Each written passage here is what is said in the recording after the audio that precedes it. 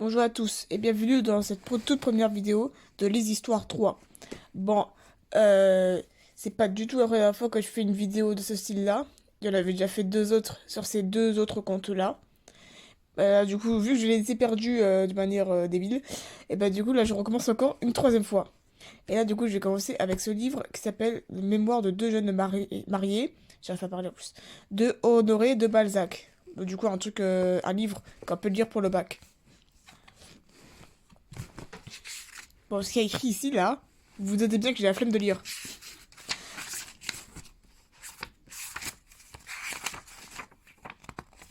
C'est long, hein, j'ai mis un milliard d'années pour retourner une page. Ils ont quoi, mes doigts, là? Bon, ça aussi, j'ai la flemme de lire, c'est sur l'auteur. C'est pas l'histoire en elle-même, du coup, j'ai pas envie de lire. Si jamais vous voulez qu'à la fin du livre, je lise ça, bah, vous le dites dans les commentaires, si jamais les commentaires sont activés. Ah là là, c'est long en plus. Ah voilà, c'est bon. Première partie. À Mademoiselle Renée de Maucobe. Paris, septembre. Ma chère biche, je suis dehors aussi, moi. Avec un point d'exclamation, mais vas-y, je sais pas dire les points d'exclamation. Et si tu ne m'as pas écrit à Blois, je sais pas parler, c'est une dinguerie. Je suis aussi la première à notre joli rendez-vous de la correspondance. La correspondance plutôt. Relève tes beaux yeux noirs attachés sur ma première phrase et garde ton exclamation pour la lettre où je confierai ton premier amour. Mon premier amour. On parle toujours du premier amour. Il y en a donc un second. Tais-toi, me diras-tu. Dis-moi plutôt, me demanderas-tu, comment tu es sorti de ce couvent, où tu devrais faire ta profession. Ma chère, quoi qu'il arrive aux carmélites, bon, on va écrire que les carmélites, c'est un couvent dont les fidèles se réclament de l'ordre catholique de Carmel. Moi, j'ai rien compris, mais bon. Le miracle de ma... Wesh, je me suis déconcentrée. Le miracle de ma épouvantée. Wesh, non, de ma délivrance. N'importe comment, je suis une ligne. Le miracle de ma délivrance est la chose la plus naturelle. Les cris d'une conscience. Ouais, je sais pas lire. Les cris d'une conscience inflexible. Voilà tout. Ma tante qui ne voudrait pas me voir mourir de. Putain, j'ai dingue pas savoir lire comme ça. Consomption. Consomption, fait de consumer, d'être détruit par le feu. Terme est ici employé au sens métaphorique, car il peut aussi renvoyer à l'amaigrissement ou à l'affaiblissement d'un être malade. A vaincu ma mère qui prescrivait, je sais vraiment pas lire, hein. Prescrivait, bon bref, vous avez compris, toujours le noviciat, je sais même pas ce que c'est un noviciat, comme seul remède à sa maladie. La noire, wesh, mélancolie, ah c'est la mélancolie qui est noire, c'est bon, où je suis tombée après ton départ, oh je sais pas lire, a précipité cet heureux dénouement.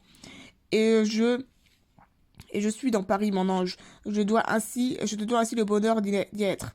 Marraine, tu m'avais pu voir le jour où je suis trouvée sans toi.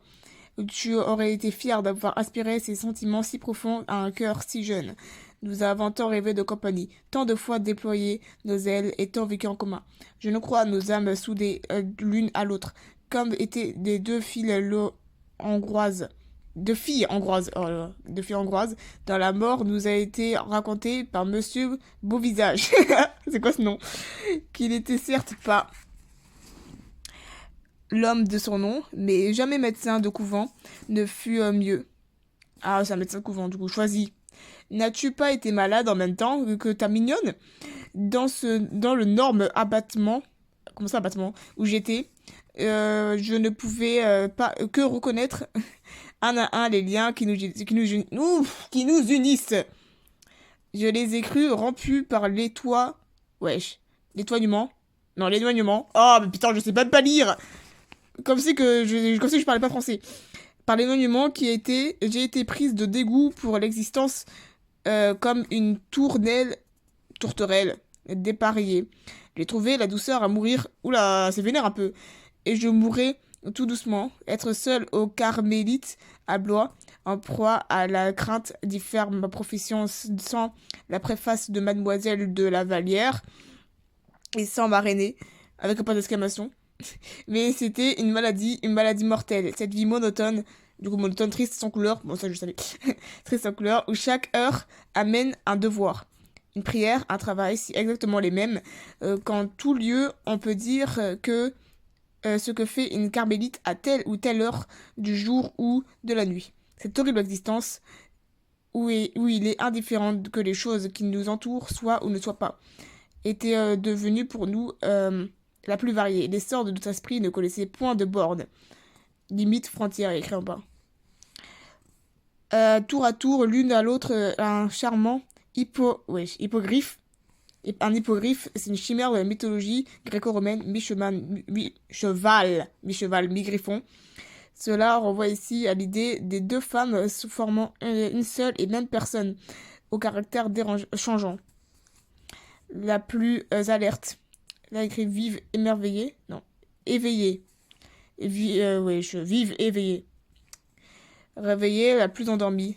Et nos âmes folâtraient jouer avec légèreté, s'agiter. Bon, pas s'agitant, s'agiter. À l'envie.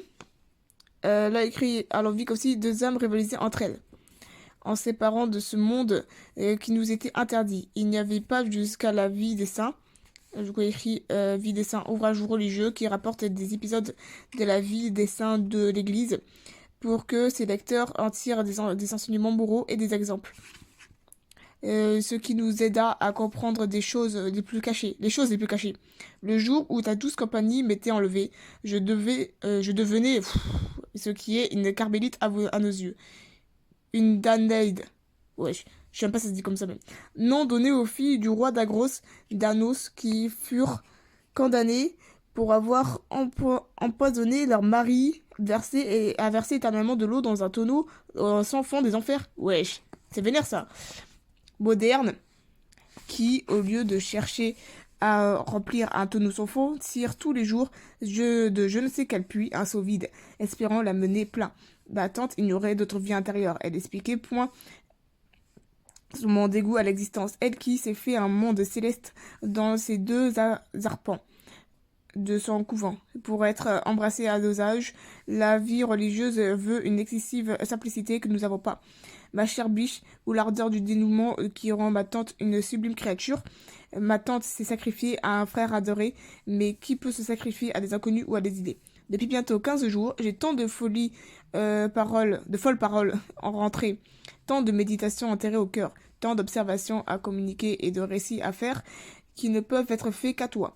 Que sans le pis aller, qui veut dire dernier recours, solution la moins avantageuse possible. Des confidences écrites substituées à nos chères causeries. J'étoufferai. Comment ça, j'étoufferai?